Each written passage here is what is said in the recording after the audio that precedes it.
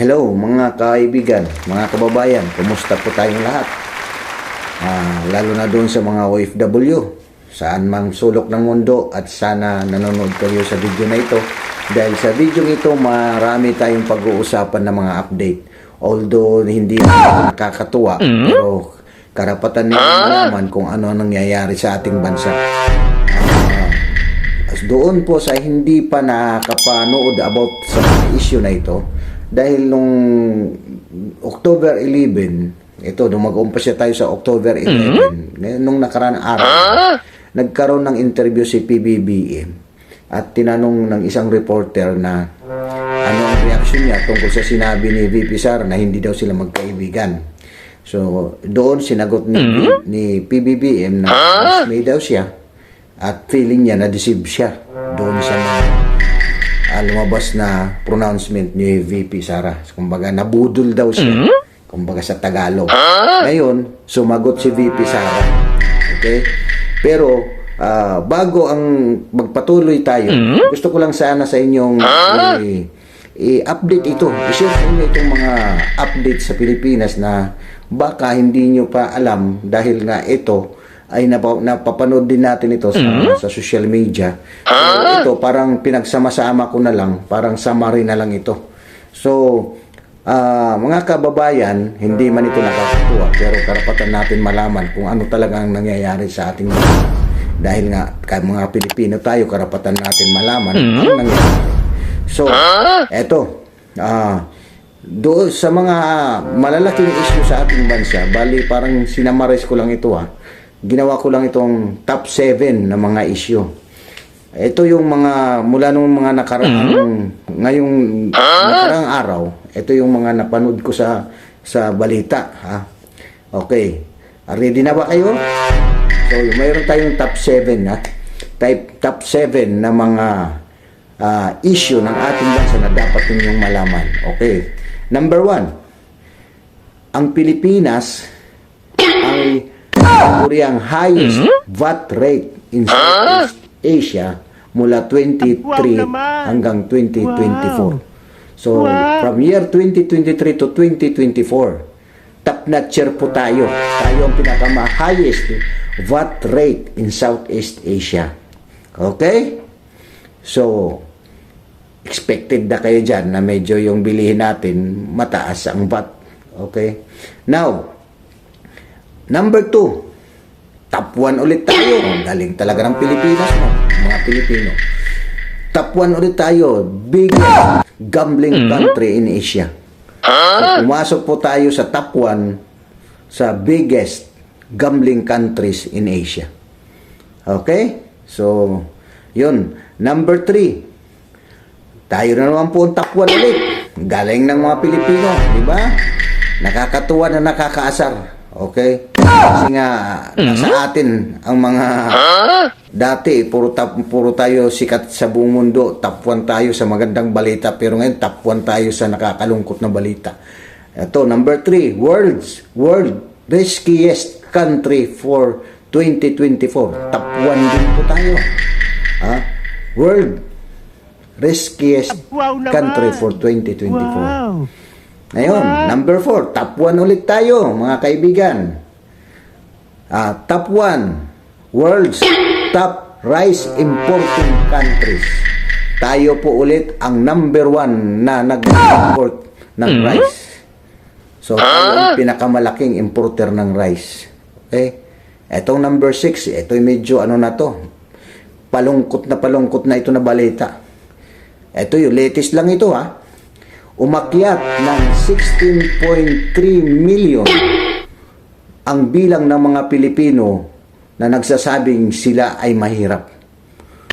16.3 million ang balita sa latest. Mapapanood nyo yan.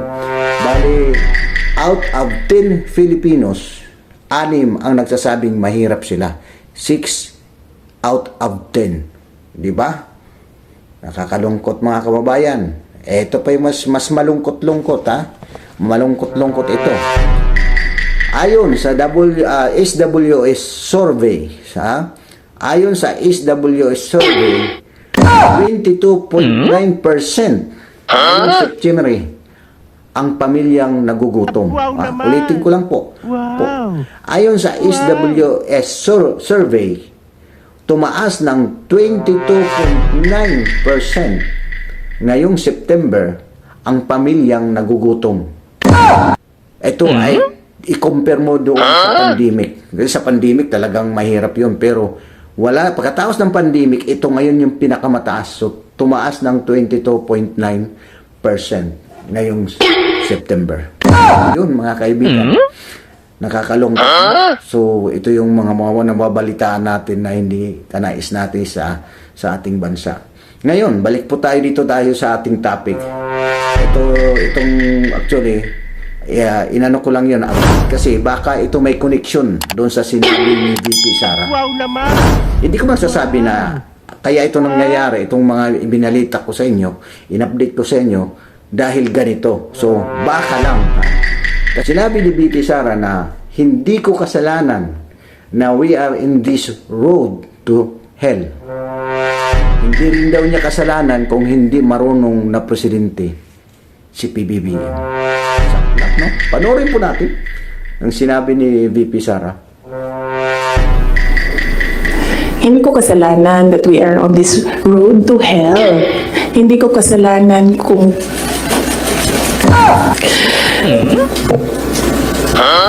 hindi marunong.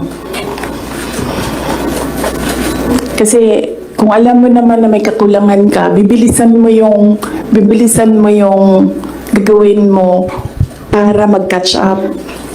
Hindi ka naman uupo lang doon na parang, may kakulangan talaga ako. Ganun talaga.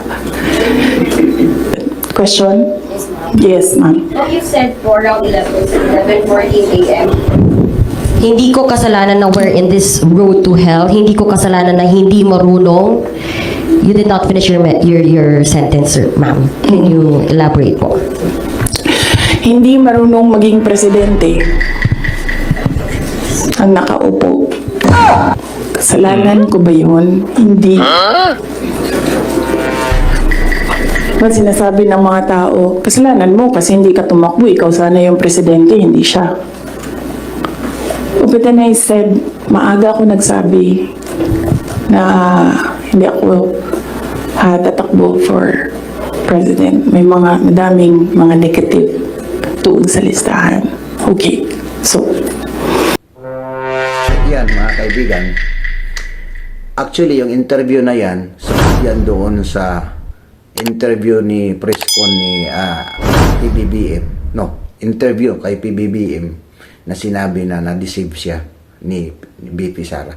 So, actually, mahabang mahabang interview. So, hindi ko na lang lahat sinali. Kumuha lang ako ng mga importante kasi yung iba naman sa susunod natin.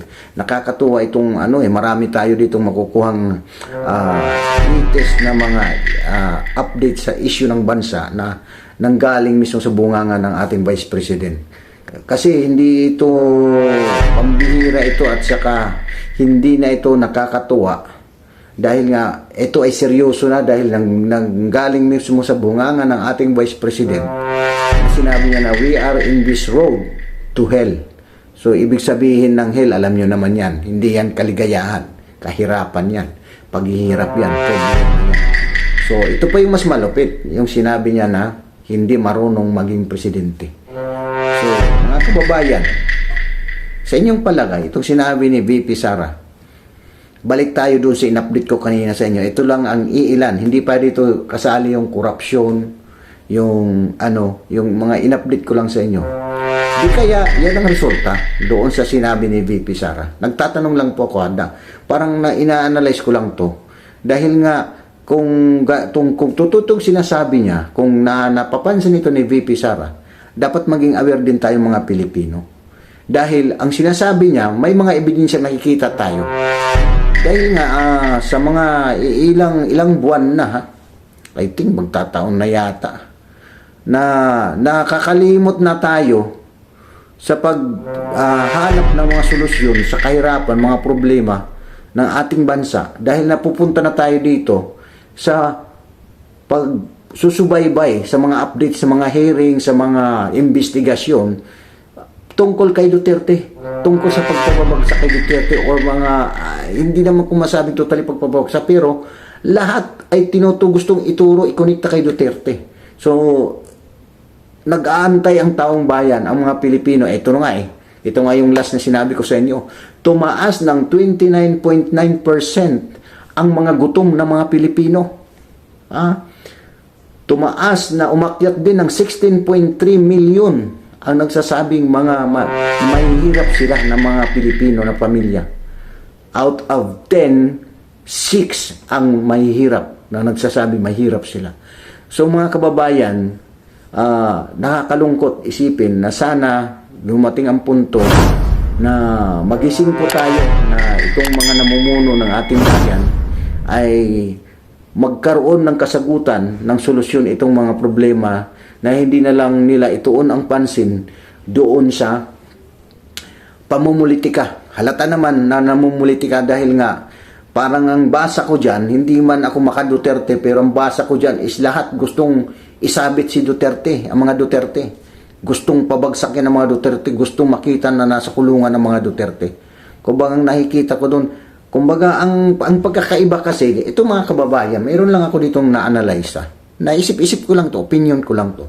Nung panahon ni Pangulong Duterte, alam natin lahat yan na tumulong talaga siya, nanindigan siya na ilibing sa libigan ng mga bayani si Ferdinand Marcos Sr., yung tatay ni PBBM. Diba? So, isa si Pangulong Duterte na tumulong na maibalik ang dignidad ng mga Marcos, maitayo muli, mabangon muli ang pamilyang Marcos. Okay? Kasi ilang dekada yun na talagang ang tingin sila parang tae lang. Paing-tae na lang. Diba? So ngayon, baliktad. Sa panahon ni PBBM, nakita naman natin before election, no? Ang tulong ng mga Duterte, si Pastor Kibuloy sa channel niya, dahil nga yung mga channel na iba, hindi siya tinatrato na maayos ni PBBM. Si PBBM, hindi tinatrato ng mga, sabi nga ng iba ang tingin sa kanya, tae ng ibang istasyon ng ibang media. So, ang nangyari, imbis gumanti siya ng kabutihan doon sa mga tumulong sa kanya, lalo na sa mga Duterte. So, ang nakikita natin ngayon, parang ang gobyerno ito ay target na para pabagsakin ang mga Duterte. Analyze ko lang ito. Parang yun lang pagkakaakala ko lang. Parang yun yung kasi mula sa Senado, pinipilit nilang idugtong si Duterte. Pagdating sa ito pang Quadcom na gusto nila talagang isinisignal na si Duterte talaga kasali sa sa may pakana sa mga AJK, sa mga patayan. So halata na natin mga kaibigan. So nakakapagod, no? Nakakapagod at nakakainis. Kasi ang nakakalungkot dito, walang magawa yung mga ordinaryong Pilipino, mga mahirap na Pilipino. Nag-aantay ng tulong galing sa gobyerno pero hindi tulong na ayuda. Ang ayuda po ay hindi po solusyon yan sa kahirapan ng bansa. Maniwala kayo sa akin. Sa simpleng pag-iisip ng isang kapwa Pilipino, ang ayuda ay hanggang 1 araw, 2 araw lang yan. Ang gusto ng Pilipino ay yung matagalan na solusyon, hindi yung ayuda. So ito na po, yan na po. Sana napanood nyo kanina yung mga in-update ko sa inyo.